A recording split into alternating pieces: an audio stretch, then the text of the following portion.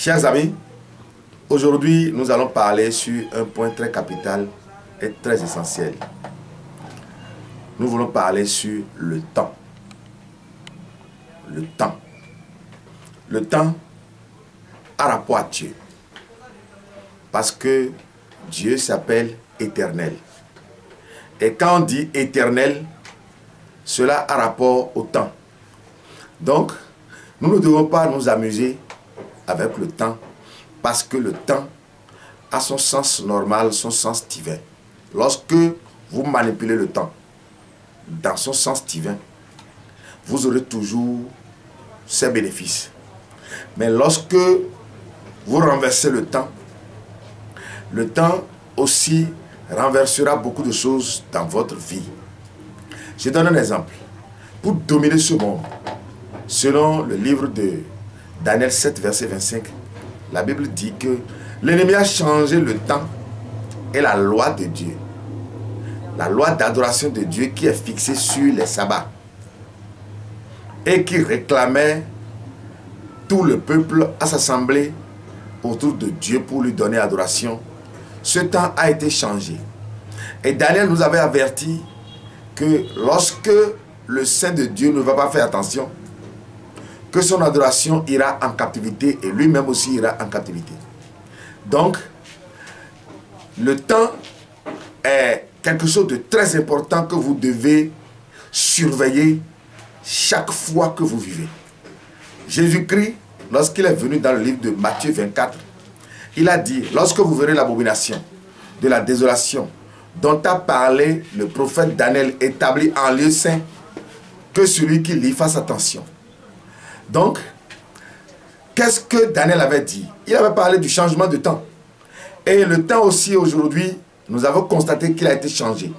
Parce que le pape Grégoire XVI nous a donné un autre modèle qui va nous permettre de compter le temps, qui est différent du modèle que Dieu avait établi pour compter le temps. Je prends pour exemple, avant de montrer un mois, c'est le temps compris entre deux lunaisons qui donne naissance à un mois. Une semaine, c'est le temps compris entre deux sabbats qui donne naissance à une semaine. Quand on dit jour, une journée, une unité, la journée à 12 heures, la nuit aussi à 12 heures. Dans le livre de Jean 11, verset 9, Jésus dit, « Y a-t-il pas 12 heures au jour? Prenez la manière dont le temps est compté aujourd'hui. Vous allez voir que tout est renversé, tout est bouleversé, et nous ne savons plus comment compter le temps selon Dieu. Nous ne savons plus comment compter les jours selon Dieu. Nous ne savons plus comment compter les mois selon Dieu, les semaines selon Dieu, les années même selon Dieu. Alors que dans Genèse 1, verset 11, la Bible dit que Dieu a créé le plus grand luminaire pour présider au jour, le plus petit luminaire pour présider à la nuit.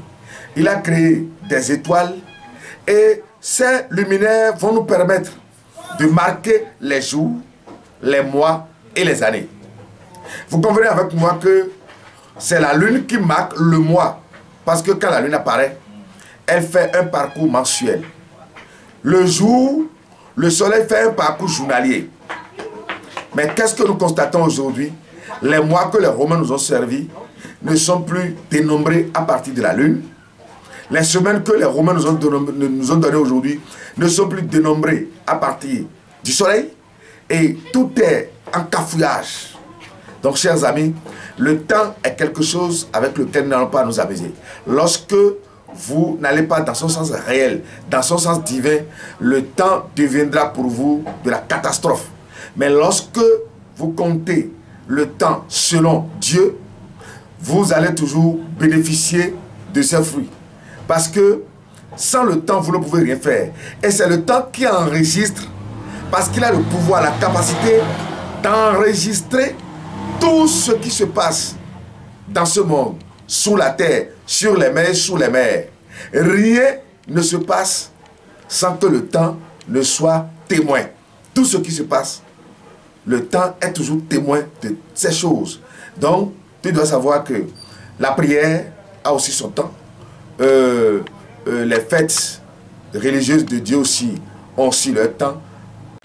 Le temps enregistre tout ce que nous faisons, tout ce qui se passe sur la terre. Et rien de ce qui se fait sur la terre, sous la terre, sur les mers et sous les mers, même dans les cieux, n'échappe au temps. Le temps est à la base de tout ce qui se passe. Le temps compte tout ce qui se passe. Il est témoin de tout ce qui se passe. Donc, vous devez savoir comment compter aussi le temps selon Dieu. Quand le jour se lève, on commence par compter à partir de la première heure du jour. Lorsqu'il sonne midi, le monde a tendance de nous faire croire que nous sommes à 12 heures. Non. Lorsqu'il sonne midi, nous sommes venus au milieu de la journée. Et au milieu de la journée, ça fait la 6e heure du jour. Lorsque nous allons complètement au soir, au moment où le monde dit 18 heures, nous sommes venus à la 12e heure de la journée, qui clôture même cette journée-là. Même à minuit, au milieu de la nuit, on dit minuit. Donc, minuit n'est jamais égal à la 12e heure. Parce que le cadran des horloges, le chiffre 12 marque la fin. Donc, nous devons savoir comment compter le temps selon Dieu. Le jour compte 12 heures, la nuit aussi compte 12 heures. Et c'est ces deux-là, la nuit et le jour, qui forment les 24 heures de chaque jour. Donc, vous devez savoir que lorsque vous êtes dans le temps de Dieu, le temps vous fera du bien. Merci.